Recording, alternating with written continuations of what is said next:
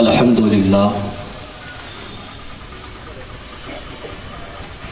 الحمد للہ الذی جعل الایمان به اصل الاصول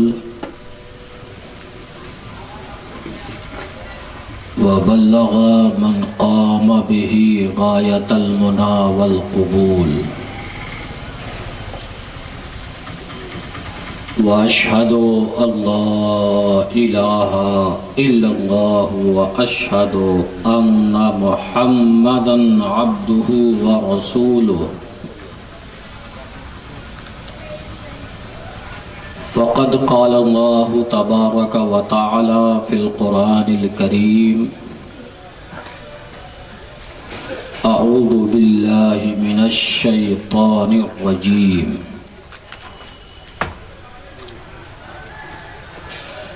بسم اللہ الرحمن الرحیم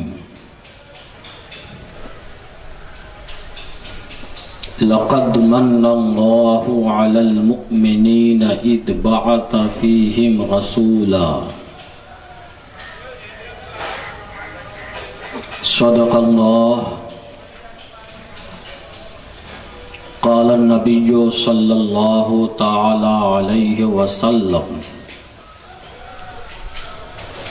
انا دعوت ابراہیم وبشارت عیسیٰ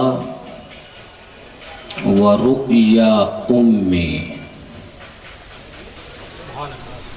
صدق رسولہ النبی الامین الکریم ونحن علی ذلک لمن الشاہدین والشاکرین والحمد للہ رب العالمین۔ آئیے سب سے پہلے اس قرۂ ارض کے روشن ضمیر ہادی برحق سراپا خیر و برکت رحمت عالم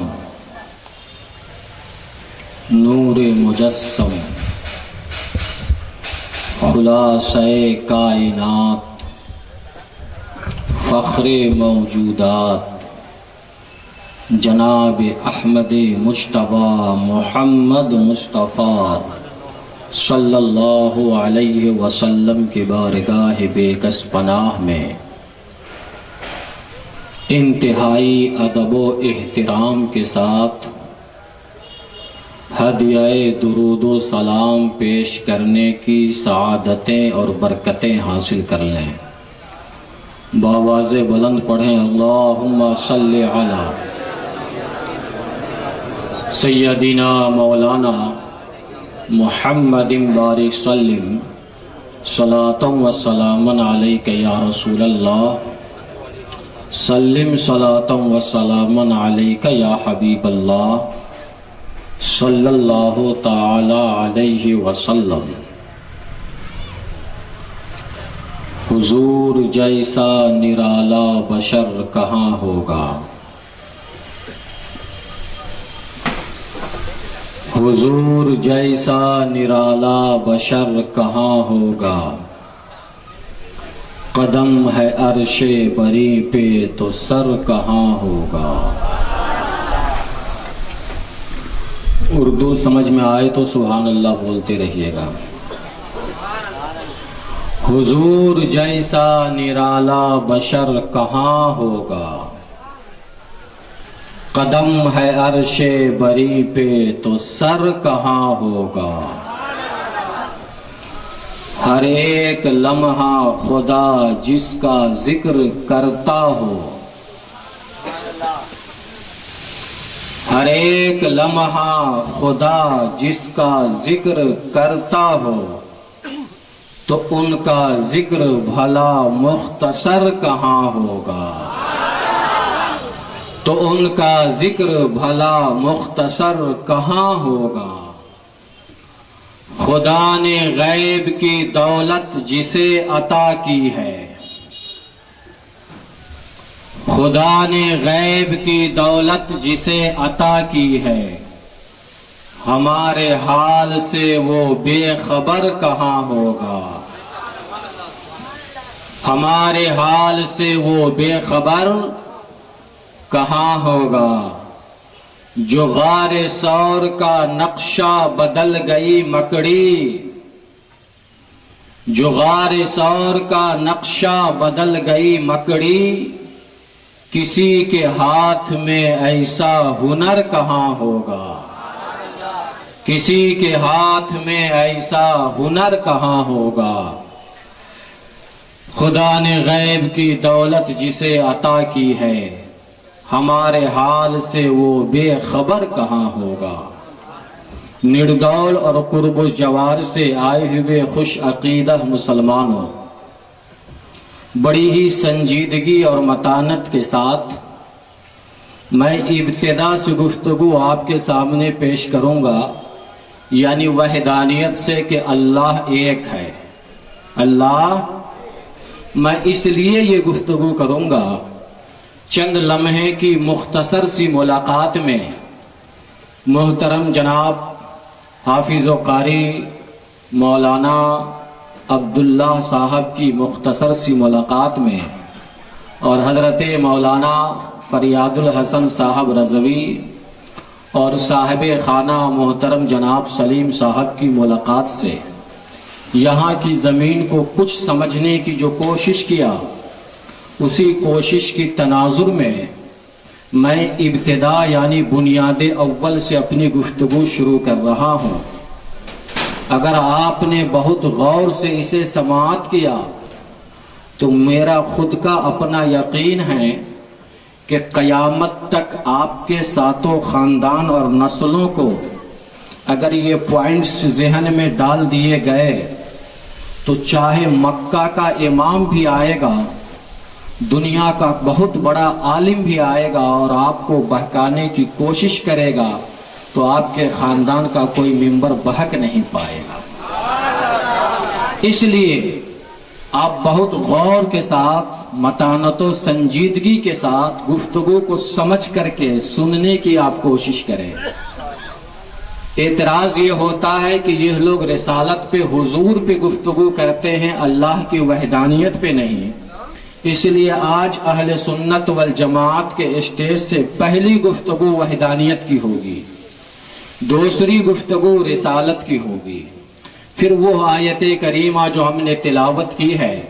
اور وہ حدیث پاک جو ابھی ہم نے تلاوت کی سعادت حاصل کی ہے، اسی آیت کریمہ اور حدیث پاک کے تناظر میں جشن عید میلاد النبی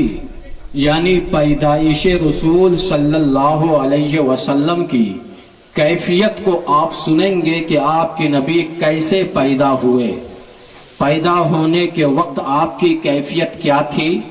آپ کی حالت کیا تھی، سیدہ آمنہ کے گھر میں کن کن لوگوں کی حاضری تھی، پیدائش کی نوعیت کیا ہے، پیٹ میں رہنے کی کیفیت کیا ہے۔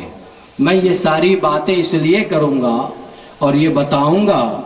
کہ جب پیٹ میں رہنے میں کوئی نبی کی طرح نہیں ہو سکتا تو پیٹ سے باہر آ کر کے کوئی بھی انسان نبی کی طرح نہیں ہو سکتا۔ یہ تمام فلسفے آپ کو ملیں گے انشاءاللہ۔ سب سے پہلے وحدانیت سمجھیے۔ وحدانیت کا معنی ایک، وحدانیت کا معنی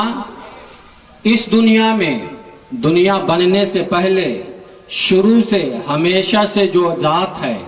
اور ہمیشہ جو ذات رہے گی،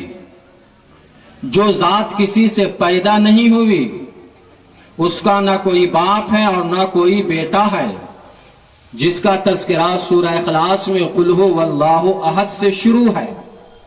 اور اس ذات کے تعلق سے سورہ اخلاص نے پوری حقیقت کو کھول کر کے بیان کیا ہے۔ قل هو اللہ احد، فرما دو کہ اللہ ایک ہے۔ جو ذات ہمیشہ سے ہے اور ہمیشہ رہے گی اس ذات کو خدا کہتے ہیں۔ کیا کہتے ہیں؟ سمجھ رہے ہیں تو ہاتھ اٹھا کر ہمیں اشارے میں بتاتے جائیے گا۔ میں یہ بنیاد بتانا چاہتا ہوں تاکہ کبھی بھی کسی جماعت کا کوئی مولوی آپ کے عقیدے پہ حملہ نہ کر سکے، اور کوئی کمزور عقیدے کا انسان اگر ہے بھی تو آج کے اس جشن ربیع الاول شریف کی برکت سے میرا یقین یہ بول رہا ہے کہ برکت قرآن، رحمت مصطفیٰ، فضل خدا کی شکل میں اس انسان پہ نازل اگر ہوا تو یقیناً بد عقیدگی سے ہٹ کر کے خوش عقیدگی کی طرف مائل ہو جائے گا۔ جو ذات ہمیشہ سے ہے اور ہمیشہ رہے گی، جو ذات سارے عیوب اور نقائص سے پاک ہے، جس کا نہ کوئی باپ اور نہ بیٹا ہے، اسے ہم اپنے اسلامی زبان میں اللہ کہتے ہیں، خدا کہتے ہیں، اللہ وحدہ لا شریک کہتے ہیں۔